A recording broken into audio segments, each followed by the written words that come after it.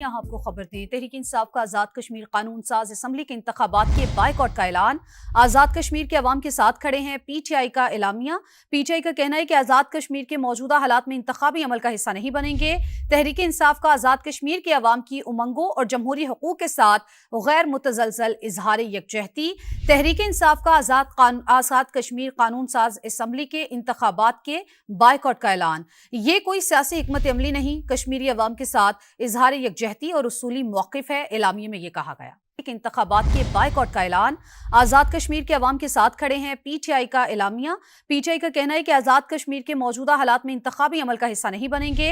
तहरीक इंसाफ का आज़ाद कश्मीर के अवाम की उमंगों और जमहूरी हकूक के साथ गैर मुतजलसल इजहार यकजहती।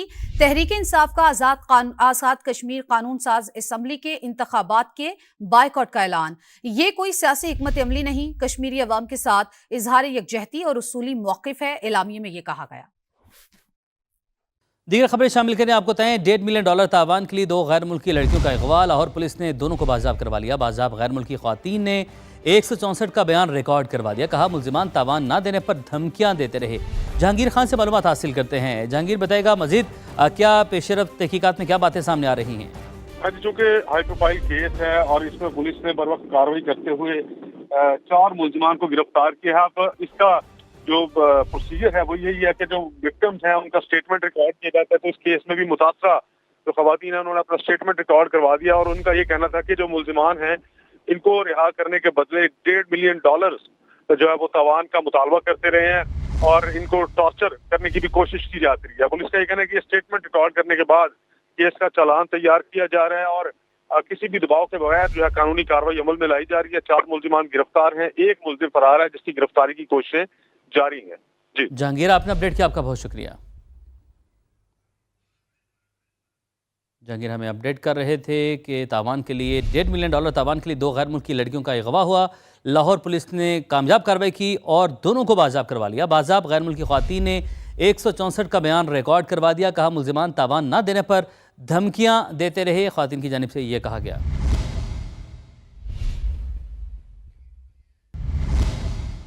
बागबानपुरा हादसे के फौरी बाद की वीडियो समा ने हासिल कर ली। एक माँ अपने बच्चे का बार बार नाम पुकारती रही। करीब खड़े लोग दुआएं करते रहे कि अल्लाह करे इस हादसे में लोग महफूज रहे हों। आपको खुसूसी मनाजिर दिखाते हैं। अल्लाह अगे दुआ बच्चा कोई ना होवे, बड़ा कोई ना होवे। छुट्टी हो गई चौकीदार किथे है? ऊपर से आ जाए, ऊपर से। मेरा एक और बच्चा नहीं है। ये 2 इकट्ठे ही निकले हैं। हाँ, उसे भी ले लेना, मैं एम्बुलेंस के साथ जाऊंगी। आप बच्चे तो नहीं ले गए अंदर? नहीं, अंदर वो कह रहा है बच्चे नहीं है अंदर। एक बच्चा अंदर है, कह रहे एक बच्चा अंदर है। अहमद तो है, उसे बुला दे। अहमद बागबानपुरा में स्कूल की इमारत की छत गिरने का वाक़या। ज़ख्मी मजदूरों ने कहा कि ज़ेरे तामीर इमारत नीचे से बंद थी। बच्चे दूसरे पोर्शन में पढ़ रहे थे। तीसरी मंजिल की छत डालते हुए दूसरी मंजिल की छत गिरी। काम कर रहा था और नीचे गिर गया। दूसरी फ्लोर का लेंटर गिरा ऊपर, फिर तीसरे फ्लोर का भी नीचे आ गया। तीसरी मंजिल पे चनाई लगा रहे थे, ऊपर से नीचे गिर गया लेंटर जो गिरा कोई इट वगैरह बची, उन मलबे थले आ गया, उसकी डेथ हो गई। बच्चे को लेने गया हुआ था ट्यूशन से और नीचे खड़ा था तो एकदम से छत ऊपर से नीचे गिर गई। सर है बागबानपुरा में जांभाग अबू बकर के चचा का कहना है कि इंतज़ामिया ताउन नहीं कर रही, लाश न दी जा रही है, ना उसको दिखाया जा रहा है। उनका मज़ीद क्या कहना था जानते हैं समा के नुमाइंदे उस्मान अलीम से, जो कि इस वक्त उनके हमरा मौजूद हैं। उस्मान, बताइएगा। बागबानपुरा में आज एक अफसोसनाक वाक़या पेश आया, जहां पर स्कूल की छत गिरने की वजह से एक बच्चा जो है अबू बकर नामी वो दम तोड़ गया। हमारे साथ अबू बकर के चचा मौजूद हैं। मुझे बताइएगा कैसे ये वाक़या पेश आया? स्कूल था, वहाँ पे छुट्टी का टाइम था। वो छोटा एक ये भाई है इसका छोटा, ये दोनों बाहर आ गए थे तो वो मैडम ने आवाज़ मारी कि अंदर आ जाओ। अंदर गया, वो कहती है मैडम ये बच्चा है छोटा, इसको बाहर छोड़ दो। वो बच्चे को बाहर छोड़ने अंदर बैग लेने गया, ऊपर से छत नीचे गिर गई। लाश अभी तक नहीं मिली है। वो कह रहे हैं जी FIR करवाएं पहले हॉस्पिटल वाले, लेकिन हमें कोई FIR नहीं करवानी किसी के खिलाफ, हमें हमारे बच्चे की बॉडी दे दें, वही काफ़ी है। अहले खाना है उनकी सिर्फ इंतज़ामिया से यही अपील है कि इन्होंने कोई कार्रवाई नहीं करवानी, सिर्फ इनको इनके बच्चे की लाश जो है वो बर वक्त दे दी जाए ताकि ये अच्छे तरीके से उसकी तदफीन के अमल को यकीनी बना सकें। जी उस्मान, आपने अपडेट किया, आपका शुक्रिया। सानह बागबानपुरा समा ने मामला उठाया तो वज़ीर तालीम पंजाब को भी ख्याल आ ही गया। राना सिकंदर हयात ने कहा, समा की निशानदही पर गैर कानूनी समर कैंप से मुतलिक तहकीकात की गई। स्कूल में गैर कानूनी समर कैंप चल रहा था। महकमा स्कूल एजुकेशन ने 2 असिस्टेंट और 2 डिप्टी एजुकेशन अफसरान मुअत्तल कर दिए। दानियाल उमर से मालूमात हासिल करते हैं, उन्हीं की जानिब बढ़ते हैं, उनसे जानते हैं कि क्या इस हवाले से इक़दाम उठाए जा रहे हैं। दानियाल, समा ने मामला उठाया तो बिलाखिर जो है वो होश आ गया है, लेकिन अब क्या इक़दाम उठाए जा रहे हैं?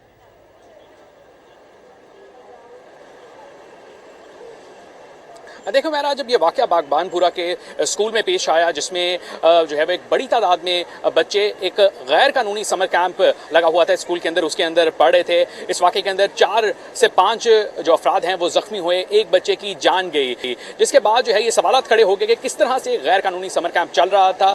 ज़िले एजुकेशन अथॉरिटी ने समा की इस बात के ऊपर नोटिस लिया। वज़ीर तालीम पंजाब ने उनसे तमाम तर रिपोर्ट तलब की, जिसकी रिपोर्ट जो है वो अब सामने आ गई है। जो रिपोर्ट वज़ीर तालीम पंजाब को पेश की गई है उसके मुताबिक ये जो स्कूल है इसमें 4 से 5 रोज़ पहले एक लेंटर डाला गया था, जो लेंटर कमज़ोर था और इसके फ्रंट के ऊपर एक शेड बनाया गया था। जो शेड जो है वो जो गली है उसके अंदर गिरा, जिसकी वजह से जो मजदूर काम कर रहे थे वो भी ज़ख्मी हुए और साथ में जो राहगीर बच्चा वहाँ पर मौजूद था उसकी जान चली गई।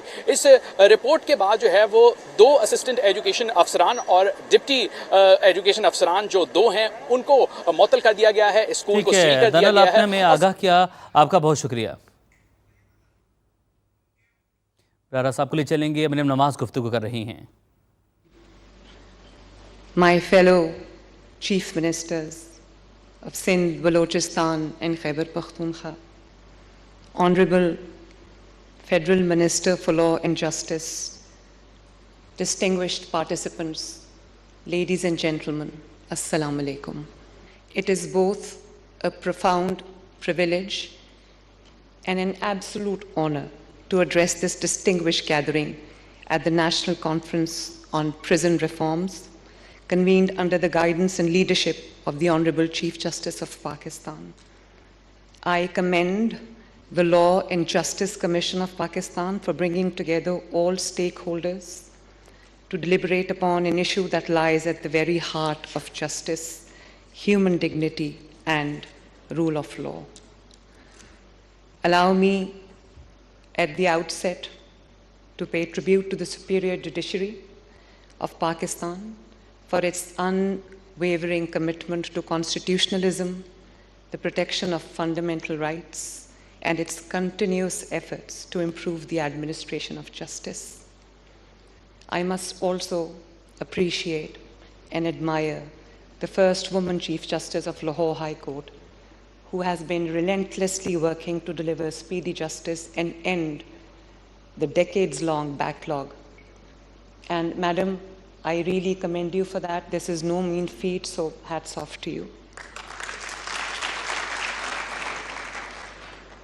I stand before you today not only as a Chief Minister, not only as a Chief Executive of the biggest province of Pakistan, but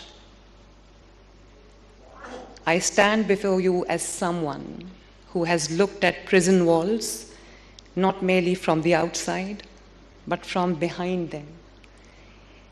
And the reforms that I will be talking about today stem from my own personal experiences.